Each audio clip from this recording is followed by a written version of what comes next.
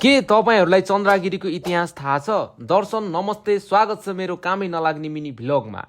आज नि बिदाको दिन बिहानै खाना खाएर एउटा सामान सम्बन्धित ठाउँमा पुगाउनको लागि रुमबाट प्रेक्स वाइटी र म मिस्टर गोप्रो वाइटी सस्तोवाला शाहरुख खानको पोज दिएर रुमबाट निस्क्यौं। आज नि मर्निङमा मजाको घाम नै लागिरहेको थियो र बाटोमा नि खासै गाडीहरू भन्ने चलिरहेका थिएनन्। कलङ्कीबाट राइट ह्यान्ड साइडमा फटफटे घुमाएर एकछिनमा थानकोट पुगेर त्यहाँ सम्बन्धित मान्छेलाई सामान दिएर रन्का बुद्या रन्का भन्दै घुम्न जाने ठाउँ फिक्स गरेर फटफटेमा लाग्यौं। आजको पुग्नु पर्ने डेस्टिनेसन पनि नयाँ र खुसी पनि नयाँ नै थियो। बाटो पनि अलि मात्रै पिच रहेछ र अरू बाँकी त पुरै अफरोड नै रहेछ। वीर गोर्खालीको रगत भएर होला जे आट्यो त्यो चाहिँ गरेरै छोडिन्छ। फाइनली लड्दै पड्दै बाइक राख्ने स्पोर्टसम्म पुगेर त्यहाँ बाइक पार्क गरेर त्यहाँबाट 15 मिनेट जति लाग्ने बाटोमा 30 मिनेट जति लागेर फाइनली चन्द्रगिरी हिल्समा भालेश्वर महादेव मन्दिर दर्शन गर्न पुग्यौं। यस मन्दिरको नि छुट्टै पौराणिक कथा रहेछ।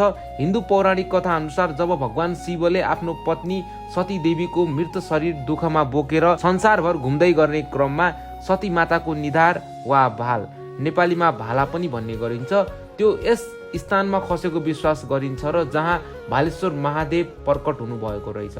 यसै कारणले यो स्थानलाई भालेश्वर भन्ने नाम दिएको हो। यस मन्दिरमा पुगिसकेपछि यस मन्दिरका मूल पुजारीबाट आशीर्वाद लियौं र उहाँलाई पनि ग्रेजुएसनको बधाई दियौं। यस ठाउँले अर्को महत्त्वपूर्ण इतिहास नि बोकेको रहेछ।